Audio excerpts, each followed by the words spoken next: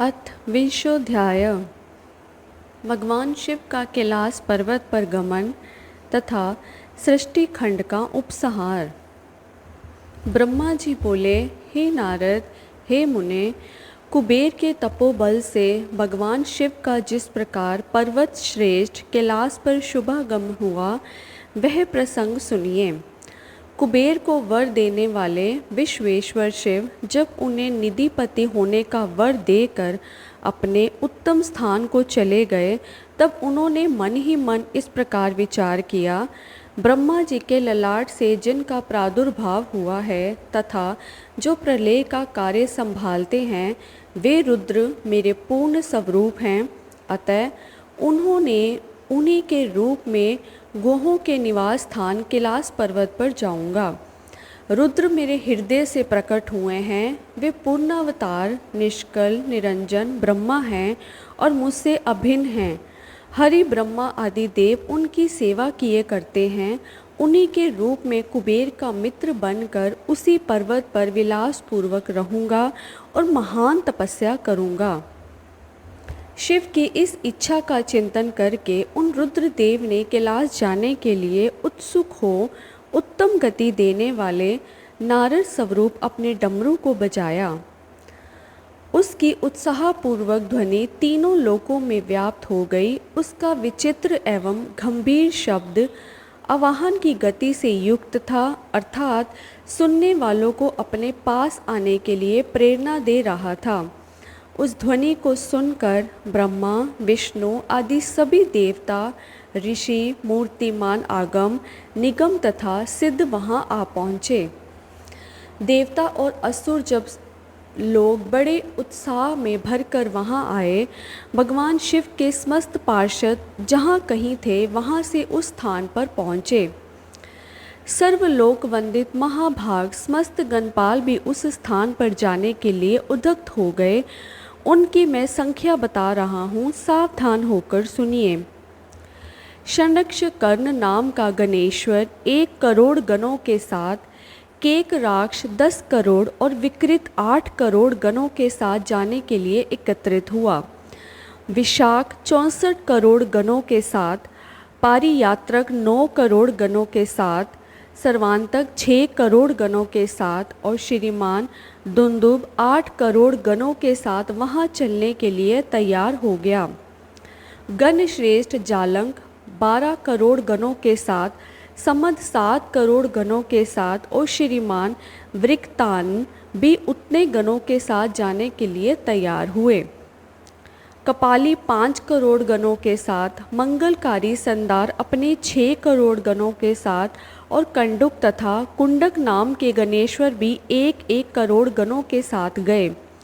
विष्टम्भ और चंद्रातापन नामक गणाध्यक्ष भी अपने अपने 8 करोड़ गणों के साथ कैलाश चलने के लिए वहाँ पर आ गए। 1000 करोड़ गणों से घिरा हुआ महाकेश नामक गणपति भी वहाँ आ पहुँचा। कुंडी 12 करोड़ गणों के साथ और वहाँ श्रीमान पर्वत काल, कालक एवं महाकाल नाम के गणेश्वर 100 करोड़ गणों के साथ वहाँ पहुँचे। अग्निक 100 करोड़, अभिमुख 1 करोड़, आदित्य मूर्ता तथा धना वहाँ भी 1-1 करोड़ गणों के साथ वहाँ आए। सन्नाहा तथा कुमुद 100 करोड़ गणों के साथ और अमोघ, कोकिल एवं सुमंत्रक 1-1 करोड़ गणों के साथ आ गए।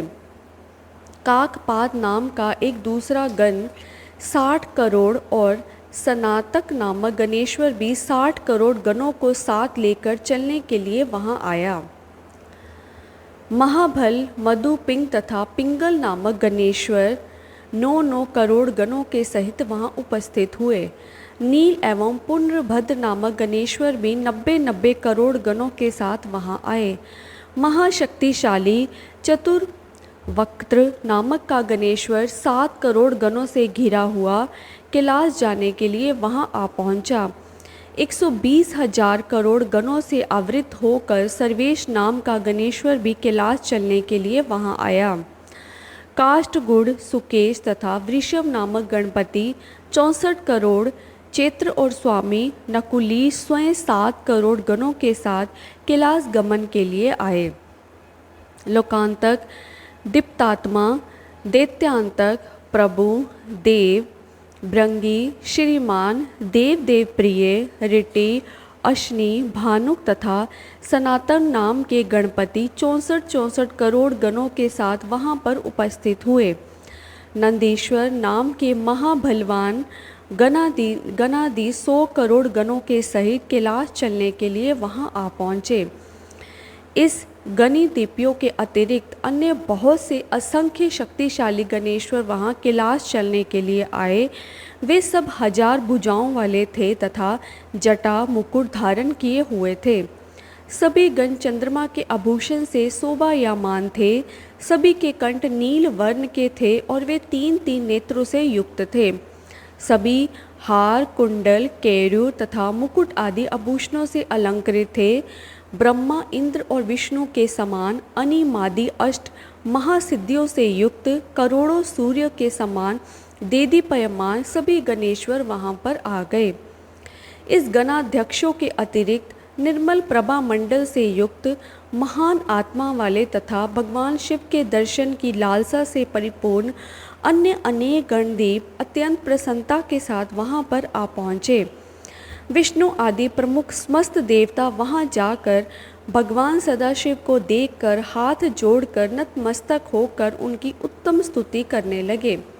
इस प्रकार विष्णु आदि देवताओं के साथ परमेश्वर भगवान महेश महात्मा कुबेर के प्रेम से वशीभूत हो कैलाश को चले गए। कुबेर ने भी सपरिवार भक्ति पूर्वक नाना प्रकार के उपहारों से वहाँ आए हुए भगवान शंभु की सादर पूजा की।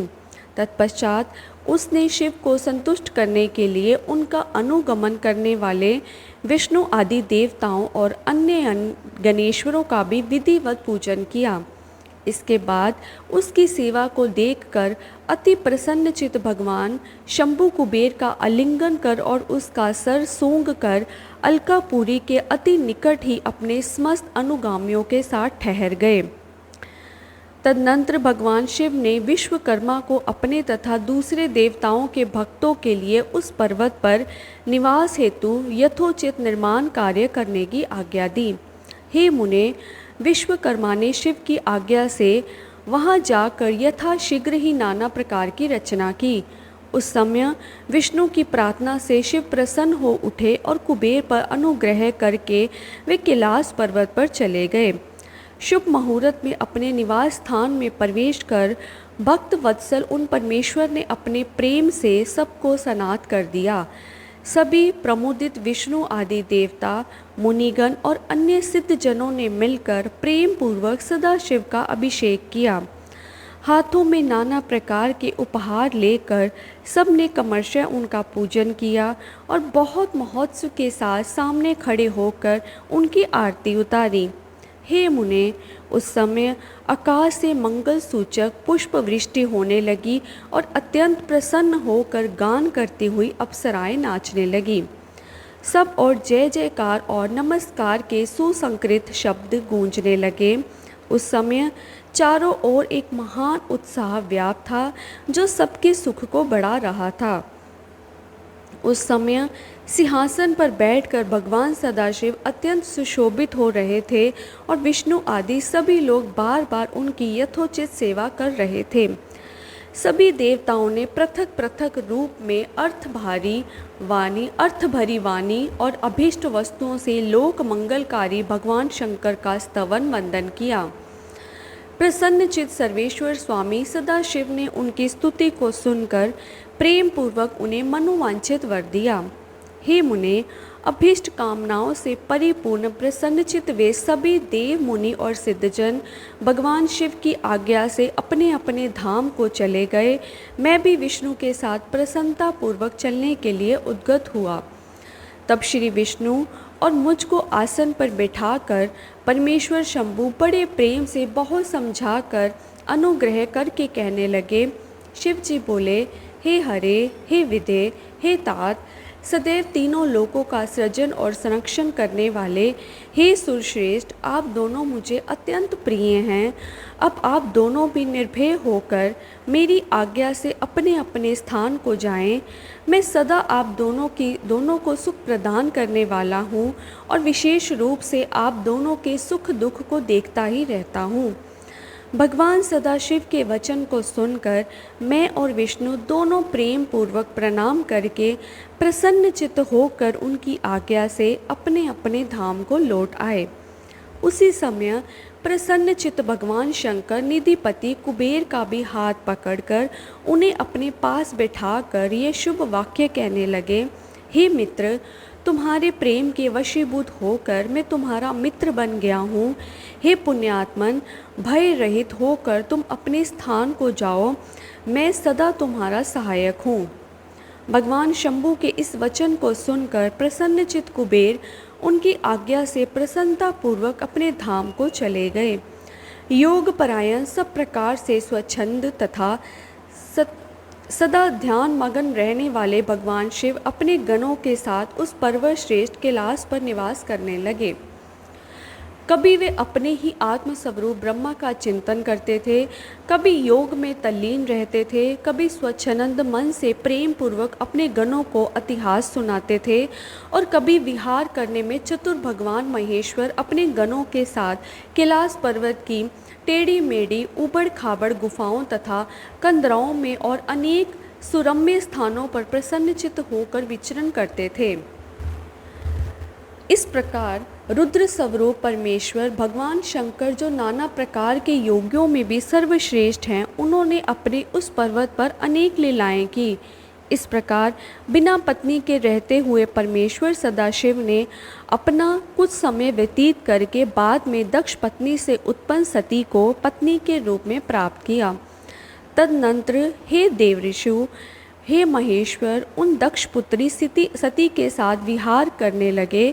इस प्रकार सती के साथ पति रूप में लोकचार परायण करते हुए वह बहुत ही सुखी थे। हे मुनीश्वर, इस प्रकार मैंने आपको रुद्र के अवतार का वर्णन कर दिया है। मैंने उनके कैलाश आगमन और कुबेर के साथ उनकी मित्रता का प्रसंग भी कह दिया है। कैलाश के अंतर्गत होने वाली उनकी ज्ञानवर्धनी लीला का भी वर्णन कर दिया है, जो इस लोक और परलोक में सदैव सभी मनोवांछित फलों को प्रदान करने वाली है। जो एकाग्र चित्र होकर इस कथा को सम्यक रूप से पढ़ता है अथवा सुनता है, वह इस लोक में सुख भोग कर परलोक में मुक्ति प्राप्त करता है। अति श्री शिव महापुराणे द्वितीयायां रुद्र संहितायां प्रथम खंडे सृष्टुपाख्याने कैलासोपाख्याने शिवस्य कैलास गमना विशोऽध्याय। इस प्रकार श्री शिव महापुराण के अंतर्गत द्वितीय रुद्र संहिता के प्रथम खंड में सृष्टि उपाख्यान के कैलासोपाख्यान में शिव कैलास गमन नामक 20वां अध्याय पूर्ण हुआ। इति श्री शिव महापुराणे द्वितीय रुद्र संहितायां प्रथम सृष्टि खंडे समाप्तः। हर हर महादेव।